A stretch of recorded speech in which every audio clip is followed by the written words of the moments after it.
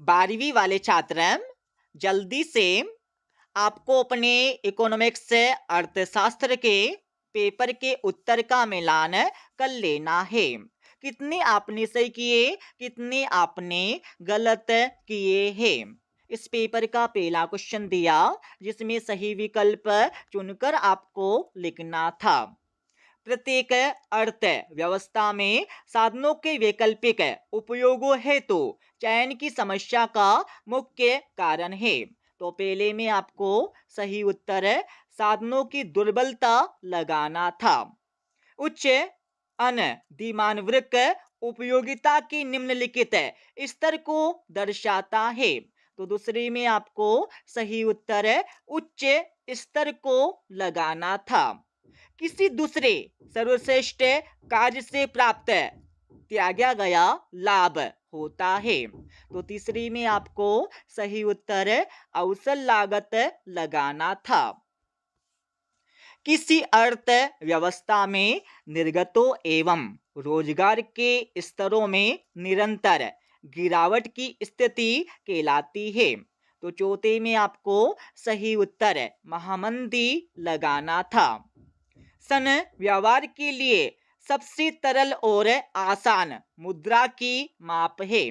तो पांचवी में आपको सही उत्तर M1 लगाना था। भारत में वस्तु एवं सेवा कर निम्नलिखित में से किस वर्ष लागू हुआ। तो छठे में आपको सही उत्तर 2017 में लगाना था। दूसरे क्वेश्चन में रिक्त स्थानों की पूर्ति करके आपको लिखना था। निम्न स्तरीय वस्तुओं के लिए मांग वर्ग का शिफ्ट और होता है। तो पहले में आपको सही उत्तर 22 लिखना था। फर्म का लाभ आगम तथा के बीच का अंतर है। तो दूसरे में आपको सही उत्तर लागत लिखना था।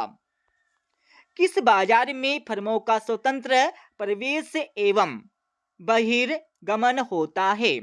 तो तीसरी में आपको सही उत्तर पूर्ण प्रतियोगिता लिखना था, जो आपने लिख दिया होगा। स्टॉक की संकल्पना एक निश्चित पर माप संबंधी है। तो चौथे में आपको सही उत्तर समय बिंदु लिखना था। अत्यधिक मांग की स्थिति से दीर्घकाल में कीमतों में होती है।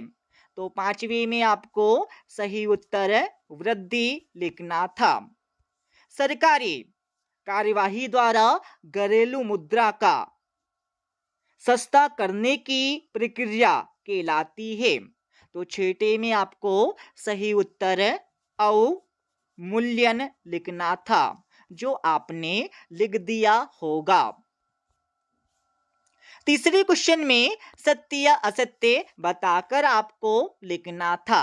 तो पहला आपको बिल्कुल सत्य लगाना था, दूसरा भी आपको बिल्कुल सत्य लगाना था, और तीसरा आपको असत्य लगाना था, और चौथा आपको असत्य लगाना था, पांचवा आपको बिल्कुल सत्य लगाना था, और छठा आपको असत्य लगाना था। ओके। चौथे क्वेश्चन में सही जोड़ी का मिलान करके अपने उत्तर पुस्तिका में लिखना था। चाय और कॉफी, तो पहले का मिलान आपको स से करना था। पंखा तथा बिजली, दूसरी का मिलान आपको पूरक वस्तुएं से करना था, और तीसरी का मिलान आपको अल्पकाल से करना था, और चौथे का मिलान आपको ब से करना था। पांचवी का मिलान आपको फ से करना था, और छठे का मिलान आपको द से करना था। सातवीं का मिलान आपको ई से करना था, विदेशी विनिमय दर। ओके। पांचवी क्वेश्चन में आपको एक वाक्य में उत्तर लिखने थे। सीमांत प्रतिस्थापन की दर का सूत्र लिखिए। तो पहले में आपको सही उत्तर है MRS XY equal to minus del y बटे डेल एक्स है। ओके, ये आपको सीमांत प्रतिस्थापन की दर का सूत्र लिखना था। दीर्घकालीन लागतें क्या है? तो दूसरी में आपको सही उत्तर है वह अवधि जिसमें सभी लागतें परिवर्तनीय हो, दीर्घकालीन लागतें कहलाती है। श्रम बाजार में मजदूरी दर का निर्धारण किस बिंदु पर होता है? तो तीसरी में आपको सही उत्तर है श्रम की मांग और श्रम की आपूर्ति के माध्यम से होती है। मुद्रास्फीति क्या है? तो चौथे में आपको सही उत्तर है मुद्रास्फीति वह दर है जिस पर वस्तुओं और सेवाओं की कीमतों का सामान्य स्तर बढ़ रहा है। यह आपको लिखना था मुद्रास्फीति का अर्थ है भारत में करेंसी का निगमन कार्य करने वाली संस्था का नाम लिखिए। तो पांचवी में आपको सही उत्तर है RBI लिखना था। सीमांत बजट प्रवृत्ति किसे कहते हैं? तो छठी में आपको सही उत्तर आय में होने वाले परिवर्तन और बजट में होने वाले परिवर्तन का अनुपात है। यह आपको लिखना था सीमांत बजट प्रवृत्ति का अर्थ संतुलित बजट किसे कहते हैं? तो सातवीं में आपको सही उत्तर है संतुलित बजट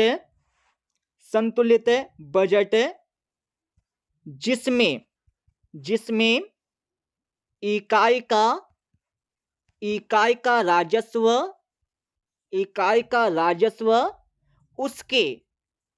उसके व्यय के बराबर होता है। यह आपको लिखना था संतुलित बजट का अर्थ है। ओके, तो इस प्रकार से आप सभी अपने उत्तर की जांच कर लेवे। छठी क्वेश्चन में मांग का नियम क्या है? मांग का नियम आपको लिखना था। सातवें क्वेश्चन में उत्पादन के संदर्भ में अल्पकाल क्या है? इसके बारे में आपको लिखना था। आठवें क्वेश्चन में एक कीमत स्वीकारक फर्म का बाजार कीमत तथा औसत संप्राप्ति में क्या संबंध है? संबंध बताकर आपको लिखना था। नौवें क्वेश्चन में कीमत की उच्चतम सीमा क्या है? इसके दो उदाहरण देकर आपको लिखना था। वैसे तो आपने सभी प्रश्नों के उत्तर लिख दिए होंगे अपने उत्तर पुस्तिका में। 12वें क्वेश्चन में उपभोग फलन का अर्थ बताकर आपको लिखना था। ओके,